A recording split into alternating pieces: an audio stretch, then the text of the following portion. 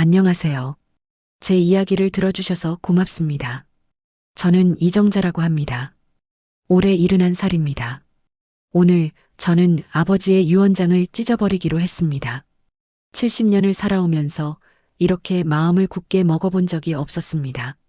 지금 제가 앉아 있는 곳은 시내 한복판 작은 변호사 사무실입니다. 낡은 나무 책상 위에 하얀 봉투 하나가 놓여 있습니다. 그 안에는 아버지의 마지막 말이 들어있다고 합니다. 사무실 창밖으로는 가을비가 부슬부슬 내리고 있습니다. 마치 제 마음을 닮은 것 같아서 씁쓸했습니다. 장녀 이정자님 맞으시죠? 젊은 변호사가 조심스럽게 물었습니다. 안경을 벗었다 끼었다 하는 모습이 어딘가 어색해 보였습니다. 네, 맞습니다. 손이 떨렸습니다. 70이 넘은 나이에도 아직 아버지 앞에서는 겁이 많은 어린아이가 되는 것 같습니다. 무릎 위에 놓인 제 손을 보니 주름살이 깊게 패어 있었습니다. 언제 이렇게 늙었을까요? 아버지를 미워하느라 세월을 다 보낸 건 아닐까요? 아버지는 3달 전에 돌아가셨습니다. 95의 나이였습니다. 평생 입에 달고 사시던 말이 있었습니다. 큰딸은 내 새끼가 아니다. 그 말이 처음 제 귀에 들어온 건 아마 5살 때였을 겁니다. 동네 아주머니들 앞에서 아버지가 말씀하시는 걸 들었거든요. 그때는 무슨 뜻인지 몰랐습니다. 그저 아버지가 화가 나셨구나 했죠. 하지만 나이가 들수록 그 말의 무게가 얼마나 무거운지 알게 되었습니다. 어릴 때부터 들어온 그 말이 지금도 제 귀에 생생합니다. 술만 드시면 저를 불러 세우셨습니다. 정자야, 내가 아니었으면 내 엄마도 내 동생들도 좀 편했을 거다. 내가 태어나지 않았으면 우리 집이 얼마나 평화로웠겠냐. 왜 그런 말을 하셨는지 저는 평생 이해할 수 없었습니다. 제가 뭘 잘못했길래 태어나기만 해도 죄가 되는 걸까요? 다른 집 큰딸들은 모두 부모님께 사랑받고 살던데 저만 유독 이상했던 걸까요? 밤마다 이불을 뒤집어 쓰고 혼자 물어보곤 했습니다. 내가 왜 태어났을까? 아버지는 정말 나를 싫어하는 걸까? 저희는 3남매입니다. 저는 맞이고 남동생 정호, 막내 여동생 정미가 있습니다. 정호는 저보다 3살 어립니다. 지금 서울에서 중견기업에 다니고 있고 아내와 아들, 딸 하나씩 두고 잘 살고 있습니다. 막내 정미는 저보다 8살 어려요. 부산에서 영어학원을 운영하며 쌍둥이 딸들을 키우고 있습니다. 둘 다 결혼하고 성공적으로 살고 있어서 아버지 자랑이었죠. 그런데 이상한 건 아버지는 두 동생들은 늘 예뻐해 주셨다는 겁니다. 똑같은 자식인데 말이에요. 우리 아들은 밥 안 먹었어? 배고프겠다. 이리 와. 정호에게는 고깃국에 계란까지 풀어주시면서 저에게는 늘 이렇게 말씀하셨습니다. 너는 김치만 먹어도 되잖아. 큰딸이니까. 저도 배가 고픈 건 마찬가지였는데 말입니다. 중학교 때까지는 점심도 제대로 못 먹었습니다. 도시락에는 늘 김치와 무나물만 들어있었거든요. 반찬이 더 달라고 엄마께 말씀드리면 엄마는 눈물을 글썽이시며 이렇게 말씀하셨습니다. 정자야, 우리가 넉넉하면 얼마나 좋겠니? 조금만 참아라. 그런데 정호나 정미 도시락에는 계란말이도 있고 소시지도 있었습니다. 같은 집 아이인데 왜 저만 다르게 대하시는지 이해할 수 없었어요. 어릴 때는 그게 당연한 줄 알았습니다. 큰딸은 참고 양보하는 거라고 엄마도 그렇게 말씀하셨으니까요. 하지만 나이가 들수록 마음 한편이 서러웠습니다. 정호와 정미는 과자도 사주고 용돈도 주시면서 저에게만은 인색하셨거든요. 새 옷도 정호 것만 사주시고 저는 늘 언니나 이웃집에서 물려받은 옷을 입고 다녔습니다. 고등학교 진학 문제로 싸웠을 때가 생각납니다. 제가 공부를 좀 했거든요. 중학교 때 전교에서 5등 안에는 늘 들었습니다. 담임 선생님도 대학에 가보라고 권하셨습니다. 정자 어머니, 이 아이는 공부를 시켜야 합니다. 머리가 정말 좋아요. 그런데 아버지는 제게 이렇게 말씀하셨습니다. 공부는 내 동생이나 시킬 거다. 넌 공장이나 가라. 내가 집에 있는 것만으로도 집이 답답해진다. 여자가 무슨 공부야? 시집이나 잘 가면 되는 거 아니야. 그날 밤이 아직도 기억납니다. 제 방에는 작은 책상이 하나 있었는데 거기에 얼굴을 묻고 펑펑 울었습니다. 꿈이 있었거든요. 선생님이 되고 싶었어요. 아이들을 가르치는 선생님이요. 제가 받지 못한 사랑을 아이들에게 주고 싶었습니다. 엄마는 그날 밤 제 방에 와서 눈물로 사과하셨습니다. 정자야, 내가 태어나지 않았으면 엄마도 이렇게까지 힘들진 않았을 거야. 미안하다. 너 때문에 아버지가 화를 내시는 게 아니라는 걸 알겠지? 엄마의 그 말이 더 아팠습니다. 아버지가 미워하는 것도 모자라 엄마까지 저 때문에 힘들어 하신다는 걸 알게 됐으니까요. 그날 밤 저는 결심했습니다. 어른이 되면 집을 나가겠다고요. 더 이상 가족들에게 짐이 되지 않겠다고요. 20살이 되던 해 저는 정말로 집을 나왔습니다. 더 이상 가족들에게 짐이 되고 싶지 않았습니다. 공장 숙소에서 시작해서 지하 월세방, 식당 아르바이트를 전전했습니다. 손톱 밑에 때가 끼고 손등이 갈라져도 참고 일했습니다. 겨울에는 추위에 떨며 일하고 여름에는 더위에 지치며 살았습니다. 그 시절이 힘들지 않았다면 거짓말이겠죠. 하지만 이상하게도 마음은 편했습니다. 아버지 눈치를 보며 사는 것보다는 혼자 사는 게 나았거든요. 아무도 제게 너는 우리 집 자식이 아니다라고 말하지 않았으니까요. 26에 결혼했습니다. 남편 철수는 동네 철물점을 하는 성실한 사람이었습니다. 키도 크고 마음씨도 좋았어요. 저를 예뻐해주는 사람이 세상에 있다는 게 신기했습니다. 정자야, 너는 정말 고생 많이 했구나. 이제 내가 지켜줄게. 아들 민수와 딸 은정을 낳고 어찌어찌 살아냈습니다. 철물점 일도 도와가며 아이들도 키우고 바쁘게 살았습니다. 제 아이들만큼은 차별받지 않게 키우자고 다짐했어요. 둘 다 똑같이 사랑하고 똑같이 챙겼습니다. 그 사이에도 아버지는 단 한 번도 제게 먼저 전화를 하신 적이 없었습니다. 정우나 정미에게는 가끔 안부 전화도 하시면서 말이에요. 명절 때나 어머니 생신 때 고향에 가면 아버지는 제가 없는 것처럼 행동하셨습니다. 정우와 정미와는 웃으며 이야기하시면서 저와는 눈도 마주치지 않으셨어요. 제 남편이나 아이들과도 거의 대화를 안 하셨습니다. 제 가족은 아예 없는 사람들 취급이었어요. 그러다 석 달 전 갑작스럽게 아버지가 쓰러지셨다는 연락을 받았습니다. 급하게 고향으로 달려갔을 때 막내 정미가 저에게 울먹이며 말했습니다. 언니, 아버지께서 마지막에 언니 이름 부르셨어. 정자야, 정자야 하시면서 저는 믿지 않았습니다. 그분 입에서 제 이름이 그렇게 간절하게 나올 리 없다고 생각했거든요. 평생 저를 피하시던 분이 마지막에 갑자기 제 이름을 부르신다는 게 말이 안 되었어요. 그래서 오늘 변호사 앞에 앉아 있는 이 순간까지도 저는 결심했었습니다. 유언장을 열어보고 혹시라도 더 상처 주는 말이 적혀 있으면 그 자리에서 찢어버리겠다고요. 마지막에도 상처받고 싶지 않았거든요. 읽으시겠어요? 변호사가 조심스럽게 물었습니다. 하얀 봉투가 제 앞에서 빛났습니다. 봉투 겉면에는 이동수 유언장이라고 적혀 있었습니다. 저는 한참을 침묵하다가 입을 열었습니다. 솔직히요. 지금은 찢어버리고 싶습니다. 마지막에도 상처받고 싶지 않거든요. 그때였습니다. 변호사의 한마디가 제 손을 멈추게 했습니다. 따님 이름이 유언장 첫 줄에 있습니다. 첫 줄에요? 평생 저를 미워하신 분이 왜 제 이름을 첫 줄에 쓰셨던 걸까요? 봉투 귀퉁이가 살짝 벌어져 있었는데 그 안쪽에 낯익은 필체가 보였습니다. 아버지가 제 이름을 쓰실 때만 쓰던 그 글씨체였습니다. 삐뚤빼뚤하지만 또렷한 그 글씨. 어릴 때 가끔 보았던 그러나 늘 차갑기만 했던 그 글씨. 제 마음이 흔들리기 시작했습니다. 정말로 그 유언장을 찢어버려야 할까요? 아니면 한 번쯤은 아버지의 마지막 말을 들어봐야 할까요? 도대체 아버지는 평생 저를 왜 그렇게 미워하셨던 걸까요? 그 이유를 알 수 있을까요? 결국 저는 유언장을 열어보기로 했습니다. 변호사가 조심스럽게 봉투를 열어주었습니다.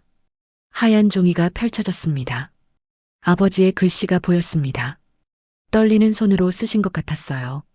평소보다 더 삐뚤빼뚤했거든요. 장녀 이정자에게 정말로 제 이름이 첫 줄에 적혀 있었습니다. 믿기지 않았어요. 평생 제 이름을 부르기 싫어하시던 분이 말이에요. 그런데 그 다음 줄을 읽는 순간 제 마음이 무너졌습니다. 너는 왜 태어났냐고 늘 생각했다. 역시 그랬구나. 마지막까지도 저를 원망하고 계셨구나. 유언장을 받아들고 나온 길에 이런 생각이 들었어요. 왜 제가 이런 고통을 받아야 했을까? 대체 무엇 때문에 아버지는 저를 그렇게 미워하셨을까? 변호사 사무실을 나서는데 다리에 힘이 빠졌습니다. 길거리 벤치에 주저앉아 한참을 멍하니 앉아 있었어요. 지나가는 사람들이 이상하게 쳐다봤지만 신경 쓸 겨를이 없었습니다. 집으로 돌아와서 남편에게 말했습니다. 여보, 아버지 유언장 받아왔어. 뭐래? 뭔가 특별한 말이라도 있었어? 응. 그냥 평소처럼 원망하는 말만. 남편은 제 어깨를 토닥여 주었습니다. 고생 많았어. 이제 그만 잊어버려. 하지만 잊을 수가 없었어요. 왜 저만 미워하셨을까? 그 이유를 모르면 평생 이 마음의 상처가 낫지 않을 것 같았거든요. 밤에 잠을 이룰 수가 없었습니다. 아버지와의 기억들이 계속 떠올랐어요. 어릴 때부터 지금까지의 모든 순간들이요. 마치 영화를 빨리 돌려보는 것처럼 하나씩 지나갔습니다. 5살 때였나요? 처음으로 아버지가 저를 다르게 대하신다는 걸 느꼈던 때가요. 정우가 태어나고 얼마 안 된 시점이었어요. 동네 사람들이 우리 집에 아기 구경을 왔었거든요. 이동수 씨, 아들 낳아서 좋겠네요. 그러게 말입니다. 이제야 제대로 된 자식을 얻었어요. 그때 아버지가 저를 보시며 말씀하셨어요. 큰딸은 원래 자식 축에도 못 끼죠. 아들이 진짜 자식이지. 5살 아이가 그 말을 다 이해했을까요? 하지만 분위기는 알 수 있었어요. 아버지가 저를 좋아하지 않으신다는 걸요. 그날 밤 저는 엄마에게 물어봤어요. 엄마, 나는 아빠 자식이 아니야? 엄마는 울먹이며 저를 안아주셨어요. 그런 게 아니야, 정자야. 아빠가 그냥 말을 잘못하신 거야. 그 후로 계속 그랬습니다. 정미가 태어났을 때도 마찬가지였어요. 막내딸은 애교가 있어서 예쁘네. 큰딸은 애교도 없고 뭔가 무거워. 저는 무거운 아이였습니다. 아버지 말씀대로요. 웃지도 않고 말도 별로 안 하는 아이였어요. 그런데 그게 제 성격이 원래 그래서일까요? 아니면 아버지가 차갑게 대해서 그렇게 된 걸까요? 어린이집에 다닐 때 선생님이 말씀하셨대요. 엄마가 나중에 들려준 이야기인데요. 정자는 다른 아이들보다 조용해요. 혼자 놀기를 좋아하고 웃는 일도 별로 없고요. 엄마는 그 말을 듣고 마음이 아프셨다고 했어요. 중학교 때 일입니다. 학교에서 상을 받고 왔어요. 전교 2등을 했거든요. 집에 들어서며 기쁘게 말했습니다. 아버지, 저 상 받았어요. 아버지는 TV를 보고 계셨어요. 고개도 돌리지 않으시고 말씀하셨습니다. 상? 그게 밥 먹여주냐? 엄마가 옆에서 말씀하셨어요. 여보, 정자가 공부 잘한다고 상 받았대요. 공부해서 뭐하게. 어차피 시집갈 애가. 그날 저는 상장을 제 방 책상 서랍 깊숙이 넣었어요. 다시는 꺼내보지 않았습니다. 그리고 그 후로는 성적이 좋아도 집에서 말하지 않았어요. 어차피 관심도 없으실 테니까요. 고등학교 졸업할 때도 그랬어요. 반에서 3등으로 졸업했는데 담임 선생님이 집에 오셨거든요. 정자 아버님, 이 애는 대학에 보내셔야 합니다. 정말 머리가 좋은 아이예요. 아버지는 냉정하게 대답하셨어요. 돈 없어서 못 보냅니다. 그리고 여자가 무슨 대학이에요. 요즘 시대가 바뀌었잖습니까? 여자도 공부해야. 우리 집 사정은 제가 더 잘 압니다. 선생님이 돌아가신 후 아버지가 저에게 말씀하셨어요. 너는 빨리 취직해서 집에 돈이나 가져다 줘. 내 동생들 공부시킬 돈이 필요하다. 그때 깨달았어요. 저는 가족을 위해 희생해야 하는 존재구나. 제 꿈이나 미래는 중요하지 않구나. 선생님이 되고 싶다던 제 꿈은 그렇게 묻어버렸습니다. 공장에 다니기 시작했습니다. 새벽 6시에 일어나서 밤 10시에 들어오는 생활이었어요. 손이 거칠어지고 몸이 아팠지만 참았습니다. 매달 받은 월급의 대부분을 집에 가져다 드렸거든요. 첫 월급을 받아서 집에 가져갔을 때를 기억해요. 너무 뿌듯했어요. 드디어 가족에게 도움이 될 수 있구나 싶어서요. 아버지, 제 첫 월급이에요. 은행에서 뽑은 깨끗한 돈을 아버지께 드렸어요. 그런데 이상했어요. 제가 돈을 가져다 드려도 아버지는 기뻐하지 않으셨어요. 이것밖에 안 되냐? 정우 학비도 올랐는데 이걸로 어떻게 하냐? 아무리 열심히 해도 인정받지 못했어요. 정우가 대학에 입학했을 때 온 가족이 축하했는데 저는 그냥 돈만 더 벌어야 하는 사람이었어요. 정우 대학 등록금을 마련하느라 저는 아르바이트까지 했었거든요. 정미가 고등학교 다닐 때였습니다. 아버지가 저에게 말씀하셨어요. 정미는 머리가 좋으니까 대학 보낼 생각이다. 네, 알겠습니다. 너는 더 열심히 일해서 뒷바라지 해줘야 한다. 그때 마음속으로 물었어요. 나는 언제까지 이렇게 살아야 할까? 내 인생은 언제 시작되는 걸까? 다른 여자아이들처럼 예쁜 옷도 입어보고 연애도 해보고 꿈도 꿔보고 싶었어요. 20살 되던 해집을 나올 때 아버지와 마지막 대화를 나누었어요. 아버지, 저 이제 독립하려고 해요. 그래, 어차피 너는 우리 집에 있어도 별 도움이 안 되니까. 가슴이 아팠지만 참았어요. 대신 용기를 내서 물어봤습니다. 아버지, 제가 뭘 잘못했나요? 왜 저만 이렇게 대하세요? 아버지는 한참을 침묵하시더니 말씀하셨어요. 넌 모르는 게 나을 거다. 저도 알 권리가 있잖아요. 지나간 일 들춰내봤자 좋을 게 없어. 그게 마지막이었어요. 그 후로 아버지와 제대로 대화한 적이 없었거든요. 결혼하고 아이를 낳아 기를 때도 궁금했어요. 같은 자식인데 어떻게 그렇게 다르게 대할 수 있는지 말이에요. 제 아들 민수와 딸 은정을 보면서 생각했어요. 이 아이들 중 누구 하나를 미워한다는 건 상상도 할 수 없었거든요. 명절 때마다 고향에 가면 여전했어요.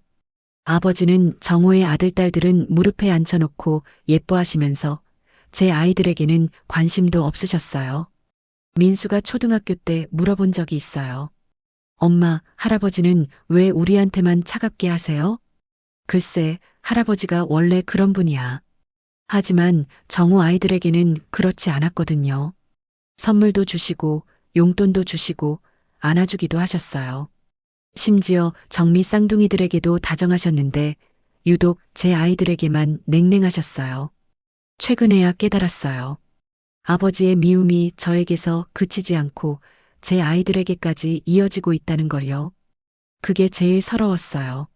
저야 어려서부터 익숙했지만 죄 없는 제 아이들까지 그런 대우를 받는 게 마음 아팠거든요. 몇 년 전 어머니가 편찮으셨을 때 간병하러 갔었어요. 아버지와 둘이 있게 된 적이 있었거든요. 아버지, 지금이라도 말씀해 주세요. 제가 뭘 잘못한 건가요? 아버지는 고개를 돌리시며 말씀하셨어요. 지난 일 들춰내서 뭐하냐? 저는 평생 이유도 모른 채 살았어요. 너무 힘들었다고요. 그때 아버지 표정이 잠깐 흔들리는 걸 봤어요. 뭔가 말하고 싶어 하시는 것 같았지만 결국 입을 다물어 버리셨어요. 손을 떨며 담배를 피우시는 모습이 어딘가 초라해 보였어요. 이제 아버지는 돌아가시고 없습니다. 영영 그 이유를 알 수 없는 걸까요? 유언장을 다시 꺼내어 읽어봤지만 여전히 상처 주는 말뿐이었어요. 마지막에도 사랑한다는 말 한마디 없었어요. 하지만 포기할 수는 없었어요. 다른 방법이라도 찾아야겠다고 생각했습니다. 동생들에게 물어볼까도 했지만 그들도 모를 것 같았어요. 아버지가 저만 미워하시는 이유를 알고 있다면 벌써 말해줬을 테니까요. 어머니에게 전화를 걸었어요. 어머니, 나 정자예요. 응, 정자야. 유원장은 어땠니? 어머니, 아버지가 왜 저만 미워하셨는지 아세요? 전화기 너머로 어머니의 한숨이 들렸어요. 그게 말하기 어려운 일이야. 제발 말씀해 주세요. 저도 알 권리가 있잖아요. 어머니는 한참을 침묵하시더니 말씀하셨어요. 그럼 내일 한번 와라. 내가 알아야 할 얘기가 있다. 드디어 진실을 알 수 있을까요? 하지만 한편으로는 두려웠어요. 혹시 더 큰 상처를 받게 될까 봐서요. 어머니 목소리에 무거운 비밀이 담겨 있는 것 같았거든요. 다음 날 저는 어머니 댁을 찾아갔습니다. 한적한 시골집이었어요. 아버지가 돌아가시고 어머니 혼자 사시는 곳이었습니다. 문을 열어주신 어머니의 얼굴이 많이 늙어 보였어요. 어제 전화로 이야기한 후 하루 만에 더 기운이 없어 보이셨어요. 눈가에 다크서클이 짙었고 손도 더 떨리고 계셨습니다. 왔구나, 정자야. 네, 어머니. 안 주무셨어요? 어머니는 고개를 저으셨어요. 아마 밤새 고민하셨을 거예요. 50년 넘게 숨겨온 비밀을 털어놓는다는 게 쉬운 일은 아니겠죠. 방으로 들어가는데 아버지의 흔적들이 아직 그대로 있었어요. 아버지가 즐겨 앉으시던 방석, 늘 읽으시던 신문이 접힌 채로 놓여 있었습니다. 어머니는 아직 정리하지 못하고 계시는 모양이었어요. 방에 앉자마자 어머니는 한숨을 크게 쉬셨습니다. 뭔가 무거운 짐을 내려놓으려는 사람 같았어요. 손으로 무릎을 계속 주무르시는 모습이 불안해 보였습니다. 정자야, 내가 태어났을 때 일을 말해줄게. 네, 들을 준비됐어요. 어머니는 찬장에서 낡은 사진첩을 꺼내셨습니다. 오래된 흑백 사진들이 가득했어요. 먼지가 많이 쌓여 있었던 걸 보니 오랫동안 열어보지 않으신 모양이었어요. 사진첩 표지는 색이 바래서 원래 무슨 색이었는지도 알 수 없었습니다. 그 중에서 한 장을 가리키셨습니다. 이게 내가 갓 태어났을 때야. 사진 속에 저는 정말 작았어요. 어머니 품에 안겨 있는데 어머니 얼굴이 창백해 보였습니다. 병원 침대에 누워 계신 모습이었는데 뭔가 기운이 없어 보이셨어요. 아버지는 사진 한쪽 구석에 서 계셨는데 표정을 알아볼 수 없을 정도로 흐릿했습니다. 정자야, 너 나올 때 엄마가 죽을 뻔했다. 네, 그게 무슨... 어머니는 천천히 말씀하기 시작하셨어요. 목소리가 떨렸습니다. 내가 태어나던 날 산통이 너무 오래 계속됐어. 하루 종일 아파했는데도 나오지 않았지. 그래서요? 의사가 말하길 아기 위치가 이상하다고 했어. 거꾸로 나오려고 한다고. 여가 그런 단어를 들어본 적이 있었어요. 아기가 거꾸로 나오는 경우를 말하는 거였죠. 위험한 출산이라고 들었던 기억이 났습니다. 결국 수술을 해야 했는데 그때 피를 너무 많이 흘렸어. 의사가 엄마한테 말했지. 둘 중 하나만 살릴 수 있을 것 같다고. 그런 일이... 어머니의 눈에 눈물이 고였습니다. 50년이 넘은 일인데도 아직 생생하게 기억하고 계시는 모양이었어요. 내 아버지는 그 말을 듣고 완전히 망가졌어. 병원 복도에서 하루 종일 울고 있었다고 하더라. 아버지가요? 저는 믿기 어려웠어요. 평생 감정 표현을 잘 안 하시던 아버지가 울고 계셨다니요. 그때 내 아버지가 의사한테 말했대. 아내를 살려달라고. 아기는 포기하겠다고. 그 말을 듣는 순간 가슴이 철렁했어요. 아버지가 저를 포기하려고 하셨다는 게 믿기지 않았거든요. 하지만 다행히 수술이 잘 되어서 우리 둘 다 살았어. 너도 건강하게 태어났고 엄마도 무사했지. 그럼 다행이잖아요. 어머니는 고개를 저으셨어요. 문제는 그 다음부터였어. 내 아버지가 너를 보는 눈이 달라진 거야. 왜요? 자기가 포기하려고 했던 아이니까. 미안하기도 하고 무서웠던 거지. 어머니는 계속 설명해 주셨어요. 아버지는 제가 태어난 후 몇 달 동안 저를 제대로 안아주지도 못하셨다고 해요. 저를 볼 때마다 그날의 공포가 되살아났다는 거였어요. 처음에는 시간이 지나면 괜찮아질 줄 알았어. 하지만 아니었군요. 내가 클수록 더 멀어졌어. 자기가 버리려고 했던 아이라는 죄책감 때문에. 그제서야 이해가 됐어요. 아버지가 저를 미워한 게 아니라 자신을 용서할 수 없었던 거였군요. 그런데 그 감정을 저에게 푸신 거였어요. 그럼 왜 진작 말해주지 않으셨어요? 내 아버지가 극구 말리더라. 정자가 알면 상처받을 거라고. 어머니는 눈물을 닦으시며 계속하셨어요. 그때 일을 떠올리시는 게 힘드신 모양이었어요. 사실 엄마도 미안했어. 내가 태어날 때 그런 위험한 일이 있었으니까. 그건 어머니 잘못이 아니잖아요. 그래도 마음이 그렇지 않았어. 내가 자랄수록 아버지가 너를 대하는 모습을 보면서 가슴이 아팠어. 저는 혼란스러웠습니다. 그동안 아버지가 저를 진짜로 미워한다고 생각했는데 알고 보니 죄책감 때문이었다는 거였어요. 그럼 이 모든 세월이 오해였던 건가요? 어머니, 그럼 아버지는 저를 사랑하셨던 건가요? 어머니는 한참 생각하시더니 말씀하셨어요. 사랑했지. 하지만 표현할 줄 몰랐어. 자기가 너를 포기하려고 했다는 사실이 너무 무거웠던 거야. 그래도 너무 심하셨잖아요. 그래, 내 말이 맞아. 아무리 그래도 그렇게까지 할 일은 아니었어. 어머니는 또 다른 사진을 보여주셨어요. 제가 돌 무렵에 찍은 사진이었는데 멀찍이 서 있는 아버지 모습이 보였어요. 이 사진 찍을 때도 내 아버지는 옆에 오지 못했어. 너를 안아보고 싶어 했지만 용기가 없었대. 정말로요? 저는 사진을 자세히 봤어요. 아버지의 표정이 어딘가 서먹하고 어색해 보였어요. 미워서가 아니라 어떻게 해야 할지 몰라서였던 거군요.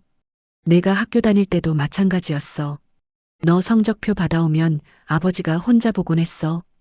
그런 일이 있었어요? 응. 너 성적 좋다고 자랑스러워했어. 그런데 널 칭찬해주지는 못하겠다는 거야. 어머니의 말을 들으니 더 혼란스러웠어요. 그럼 아버지는 속으로는 저를 자랑스러워 하셨던 건가요? 그런데 왜 겉으로는 그렇게 차갑게 대하셨던 걸까요? 내가 상 받았을 때도 마찬가지였어. 밤에 혼자 상장을 들여다보시면서 기뻐하셨어. 정말요? 근데 다음날 되면 또 모르는 척 하시더라. 어떻게 칭찬해야 할지 모르겠다면서. 어머니는 아버지의 복잡한 마음을 차근차근 설명해 주셨어요. 저를 사랑하지만 표현할 수 없었던 답답함, 죄책감 때문에 더욱 멀어지게 된 관계에 대한 이야기들을 말이에요. 어머니, 그럼 제가 집을 나갈 때는 뭐라고 하셨어요? 많이 속상해 하셨어. 밤마다 술을 드시며 자책하셨지. 어머니는 계속 말씀하셨어요. 제가 집을 떠난 후 아버지가 얼마나 후회하셨는지, 하지만 어떻게 연락을 해야 할지 몰라서 고민만 하셨다는 이야기들을요. 결혼할 때도 오고 싶어 했어. 하지만 가면 너만 불편할 거라고 생각하셔서 안 오셨지. 저는 아버지가 관심도 없으신 줄 알았어요. 어머니는 또 다른 이야기를 해주셨어요. 제 아이들이 태어났을 때도 아버지가 얼마나 기뻐하셨는지, 하지만 할아버지 역할을 어떻게 해야 할지 몰라서 어색하게 행동하셨다는 것들을요. 내가 명절에 올 때마다 미리 며칠 전부터 준비하셨어. 준비요? 뭔가 해줄 건 없나 생각하시고 용돈도 미리 준비해 놓으시고, 하지만 막상 너를 보면 어떻게 해야 할지 모르겠다는 거야. 이야기를 들을수록 마음이 복잡해졌어요. 그럼 아버지도 저만큼이나 고통스러우셨던 건가요? 서로 사랑하면서도 벽을 쌓고 살았던 건가요? 어머니, 그럼 아버지 유언장에 왜 그런 말을 쓰셨을까요? 무슨 말? 저보고 왜 태어났냐고 늘 생각했다고 쓰셨어요. 어머니가 깜짝 놀라셨어요. 그런 말이 있었어? 정말? 네, 분명히 봤어요. 어머니는 고개를 저으셨어요. 그건 이상해. 내 아버지가 마지막에 하신 말씀이 그게 아닌데. 그럼 뭐라고 하셨어요? 너한테 미안하다고, 사랑한다고 말하지 못해서 죄송하다고 하셨는데. 저는 혼란스러웠어요. 어머니 말씀과 유언장 내용이 다르다는 게 이상했거든요. 어머니, 혹시 제가 유언장을 잘못 읽은 걸까요? 그럴 수도 있지. 한 번 더 천천히 읽어봐. 어머니와의 대화를 마치고 집으로 돌아오는 길, 저는 계속 생각에 잠겼어요. 정말로 아버지가 저를 사랑하셨던 걸까요? 아니면 어머니가 저를 위로하려고 하신 말씀일까요? 집에 도착해서 가방에서 유언장을 꺼냈어요. 다시 한번 천천히 읽어보기로 했습니다.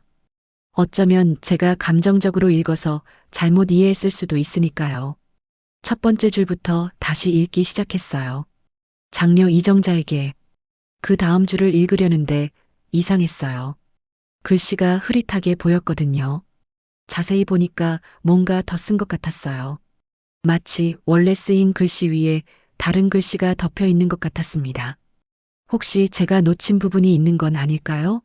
아버지의 진짜 마음을 알 수 있는 단서가 다른 곳에 숨어 있는 건 아닐까요?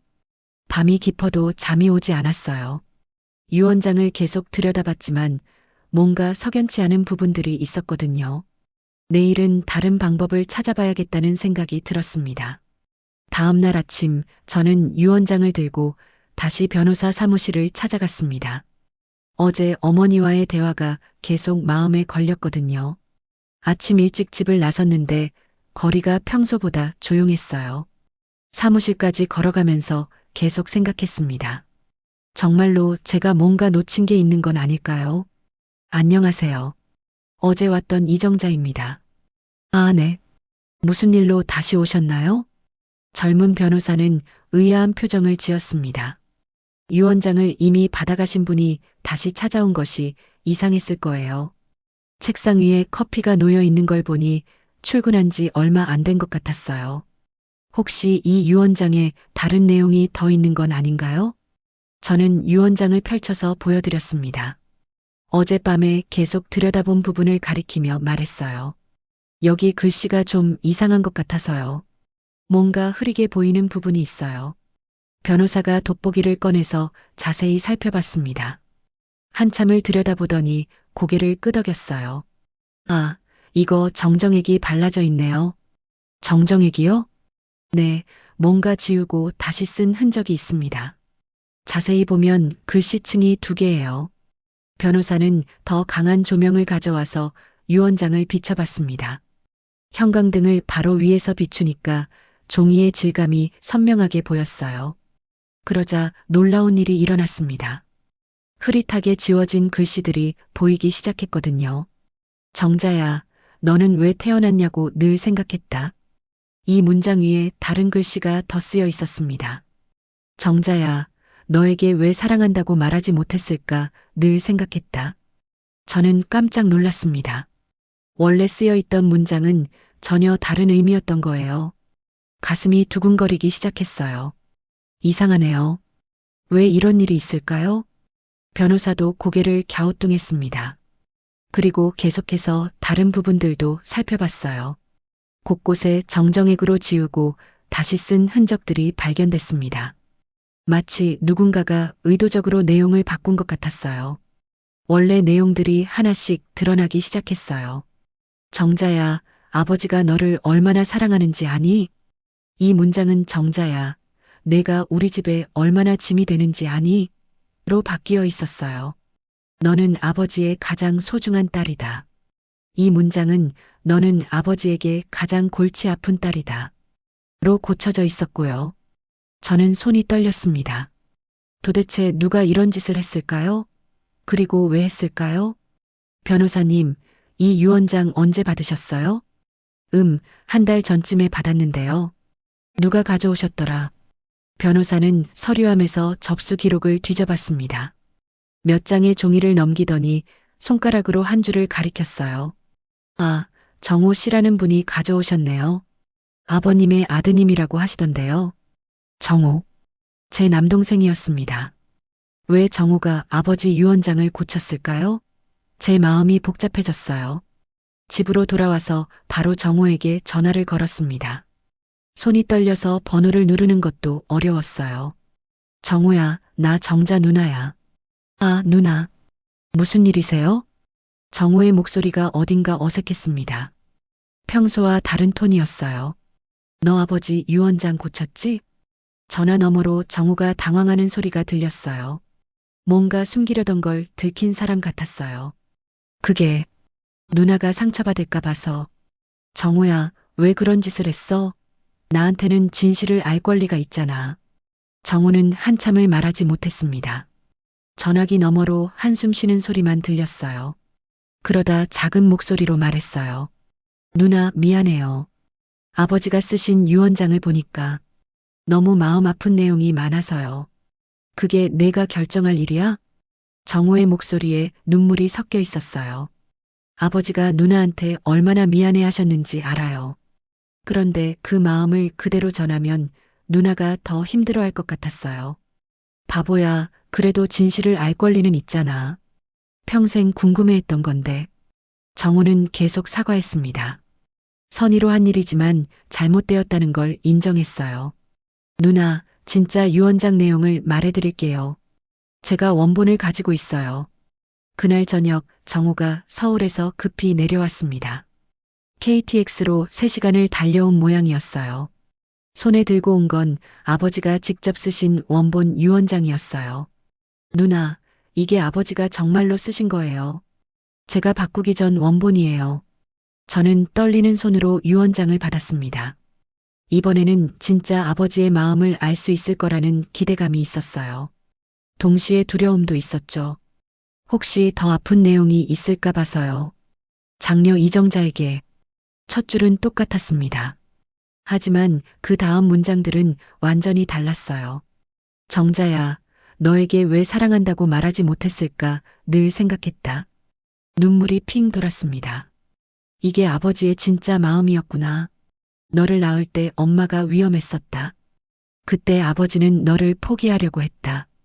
그 일이 평생 가슴에 가시처럼 박혀 있었다.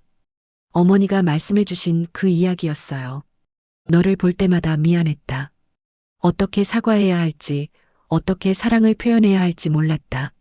아버지도 고민하고 계셨던 거군요. 저처럼 답답해하고 계셨던 거예요. 너는 아버지의 가장 소중한 딸이다. 공부 잘하는 것도 자랑스러웠고 착하게 자라는 모습도 기뻤다. 제가 그렇게 듣고 싶었던 말씀이었어요. 평생 한 번도 들어보지 못했던 칭찬이었죠. 내가 집을 떠날 때 아버지 마음이 무너졌다. 하지만 붙잡을 용기가 없었다. 이미 너에게 상처를 많이 주었다고 생각했기 때문이다. 아버지도 제가 떠나는 걸 슬퍼하셨구나. 무관심한 게 아니었구나. 유언장을 읽으면서 계속 눈물이 흘렀습니다.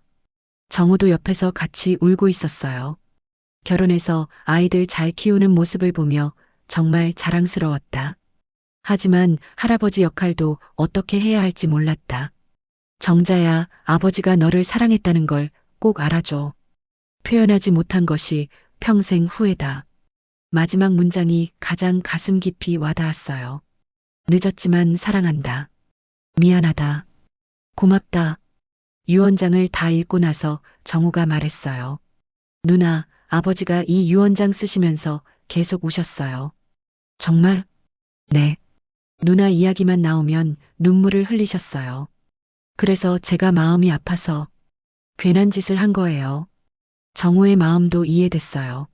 아버지와 저 사이의 관계를 지켜보면서 얼마나 안타까웠을까요? 정우야, 고마워. 내 덕분에 진실을 알게 됐어. 누나, 정말 미안해요. 혼자 판단한 제가 잘못이에요. 이제 됐어. 우리도 오해 풀었으니까. 그날 밤 정우와 함께 아버지 이야기를 많이 했어요. 제가 모르던 아버지의 모습들을 들을 수 있었어요. 누나가 상 받았을 때 아버지가 동네 사람들한테 자랑하고 다니셨어요. 정말? 네. 우리 큰딸이 공부를 잘한다고요. 그런데 정작 누나한테는 말 못하시더라고요. 누나 결혼식 때도 오고 싶어 하셨어요. 정장도 새로 맞춰 입고 계셨는데 막상 가려니까 용기가 안 나신다고 하시더라고요. 누나 아이들 태어났을 때도 선물을 미리 사두셨어요. 하지만 직접 주지는 못하시고 엄마를 통해서 전하셨죠. 정호의 이야기를 들으면서 아버지에 대한 이해가 깊어졌어요. 아버지도 저만큼이나 힘들어 하셨구나. 소통하고 싶어도 방법을 몰랐던 거구나. 정호야, 이제 아버지를 용서해야겠어. 누나가 그렇게 말씀해 주시니까 다행이에요. 그때 정미에게서 전화가 왔어요. 오빠 언니랑 같이 있어? 나도 가고 싶어. 정미야. 올라와. 1시간 후 정미가 부산에서 급히 올라왔어요. 셋이 함께 앉아서 아버지 이야기를 계속했습니다. 언니 미안해. 나도 아버지가 누나한테 왜 그러시는지 이해 못했어. 괜찮아, 정미야. 정미도 눈물을 흘렸어요. 아버지가 돌아가시기 전에 언니 이야기 많이 하셨어. 정자한테 미안하다고, 사랑한다고 전해달라고 하셨는데 어떻게 말해야 할지 몰랐어. 세 남매가 함께 울었습니다. 오해와 상처로 멀어졌던 우리 가족이 다시 하나가 되는 순간이었어요. 50년 만에 처음으로 아버지에 대해 진솔하게 이야기할 수 있었습니다. 이제 진짜 아버지의 마음을 알게 되었습니다. 하지만 아직 할 일이 하나 더 남아 있었어요. 아버지께 마지막 인사를 제대로 드리는 것, 그리고 이 깨달음을 어떻게 받아들일지 결정하는 것이었습니다. 다음 날 저는 혼자 아버지 묘소를 찾아갔습니다. 진짜 유언장을 읽고 난 후 꼭 해야 할 일이 있었거든요. 아침 일찍 집을 나섰어요. 가는 길에 꽃집에 들러 국화꽃을 샀습니다. 하얀 국화였어요. 아버지가 좋아하시던 색깔이었습니다. 어린 시절 아버지 방에는 늘 하얀색 물건들이 많았거든요. 하얀 셔츠, 하얀 손수건, 하얀색 찻잔까지. 묘지까지 가는 버스 안에서 계속 생각했어요. 뭐라고 말씀드려야 할까? 어떻게 시작해야 할까? 아버지 묘 앞에 도착했을 때 다른 성묘객들도 몇 분 계셨어요. 저와 비슷한 나이의 여성분이 옆 무덤 앞에서 조용히 절을 하고 계셨습니다. 모든 사람이 각자의 그리움을 안고 이곳에 오는구나 싶었어요. 아버지 묘 앞에 앉았습니다. 비석에 새겨진 이동수라는 글씨가 이제는 낯설지 않았어요. 이제야 진짜 아버지를 만나러 온 기분이었습니다. 아버지, 저 정자예요. 바람이 불었습니다. 나뭇잎들이 바스락거렸어요. 마치 아버지가 대답해 주시는 것 같았습니다. 아버지, 이제 알았어요. 왜 그렇게 저를 대하셨는지. 국화꽃을 비석 앞에 정성스럽게 놓으며 말했어요. 제가 태어날 때 그런 일이 있었다는 걸 몰랐어요. 아버지가 그래서 미안해 하셨다는 것도요. 묘소는 조용했습니다. 멀리서 새소리만 들렸어요. 까마귀가 울고 참새들이 지저귀는 소리가 평화로웠어요. 아버지, 저도 미안해요. 아버지 마음도 모르고 원망만 했어요. 그동안 쌓였던 마음의 응어리가 풀리는 느낌이었어요. 마치 꽁꽁 얼어있던 강이 봄볕에 녹아내리는 것처럼요. 사실 저도 아버지를 사랑했어요. 미워했지만 그래도 사랑했어요. 어린 시절 기억들이 하나씩 떠올랐습니다. 아버지가 차갑게 대하셨지만 그래도 좋았던 순간들이 있었거든요. 5살 때였나요? 아파서 열이 심하게 났을 때가 있었어요. 그때 아버지가 밤새 제 곁에 앉아 계셨던 기억이 났습니다. 아무 말씀은 안 하셨지만 그냥 옆에 있어 주셨어요. 이마에 손을 올려보시기도 하고 이불을 덮어주시기도 하셨죠. 중학교 때는 비 오는 날 아버지가 우산을 들고 마중 나오신 적이 있었어요. 다른 아이들과는 말씀을 안 하셨지만 저에게는 우산을 씌워주셨거든요. 그때는 왜 그러시는지 이해 못했는데 지금 생각해보니 아버지 나름의 사랑 표현이었던 것 같아요. 고등학교 졸업식 날도 생각났어요. 아버지가 안 오실 거라고 생각했는데 뒤쪽에서 멀찍이 지켜보고 계셨더라고요. 나중에 정우가 알려준 이야기였어요. 너무 어색해서 앞으로 나오지는 못하셨지만 제 졸업식을 보러 오신 거였어요. 아버지, 그때 조금씩이라도 표현해 주셨으면 좋았을 텐데요. 바람이 또 불었어요. 제 머리카락이 날렸습니다. 마치 아버지가 제 머리를 쓰다듬어 주시는 것 같았어요. 그래도 이제 알게 돼서 다행이에요. 아버지도 저를 사랑하셨다는 걸요. 묘소에서 2시간 정도 앉아 있었습니다. 아버지와 나누지 못했던 대화들을 혼자 해봤어요. 늦었지만 소중한 시간이었습니다.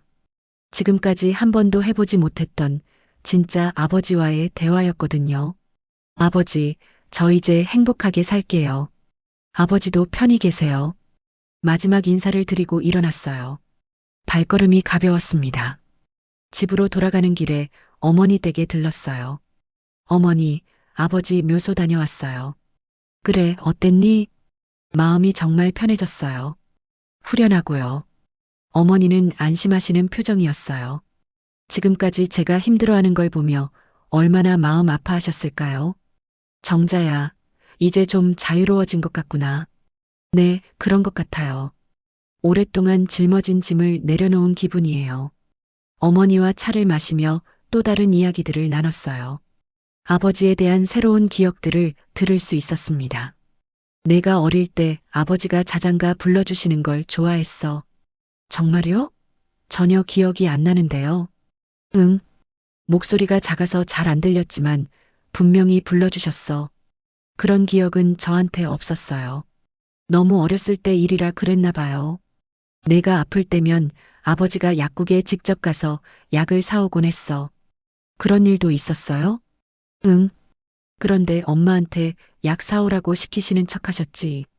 실제로는 아버지가 직접 다녀오신 거였어. 어머니는 계속 말씀해 주셨어요. 제가 모르던 아버지의 사랑에 대해서요. 내가 결혼하고 아기 낳았을 때도 마찬가지였어. 선물을 미리 사놓고는 직접 주지 못하셨지.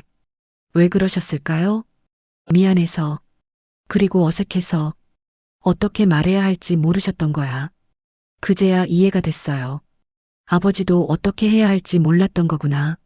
사랑하는 마음은 있었지만 표현하는 방법을 몰랐던 거구나.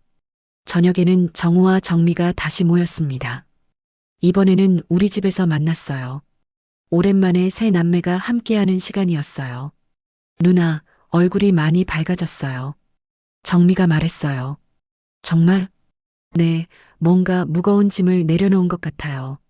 표정도 부드러워지고요. 정우도 고개를 끄덕였어요. 누나, 이제 우리 가족이 진짜 가족이 된 것 같아요. 맞아요. 그동안 뭔가 어색했잖아요. 아버지 이야기만 나와도 조심스러웠고요. 셋이 함께 저녁을 먹었어요. 제가 직접 요리한 음식이었습니다. 오랜만에 편안한 식사였어요. 아버지 이야기도 자연스럽게 나왔습니다. 이제는 아픈 기억이 아니라 그리운 기억으로요. 아버지가 우리 셋 다 사랑하셨던 거네요. 정미가 말했어요. 응, 다만 표현하는 방식이 서툴렀을 뿐이지. 누나한테는 특히 미안한 마음이 크셨던 것 같아요. 정우가 덧붙였어요. 이제 알겠어. 아버지도 참 힘드셨구나. 혼자서 그 마음 감당하기가 얼마나 어려우셨을까. 그날 밤 남편에게 모든 이야기를 자세히 들려줬어요. 그래서 그렇게 고생했구나. 이제야 이해가 돼. 남편이 제 어깨를 감싸며 말했어요. 이제 좀 홀가분해? 응, 정말 많이. 마치 새로운 사람이 된 기분이야. 우리 아이들한테도 이야기해줘야겠어. 왜? 할아버지에 대해서 제대로 알려주고 싶어서. 오해 말고 진실을요. 다음 날 아들 민수와 딸 은정을 만났어요. 둘 다 이미 결혼해서 각자 가정을 꾸리고 살고 있었거든요. 엄마, 할아버지가 정말 그러셨어요? 은정이 놀라며 물었어요. 응, 우리가 몰랐던 일들이 너무 많았더라. 할아버지도 참 답답하셨겠다. 표현하고 싶었는데 방법을 몰랐으니까요. 민수가 말했어요.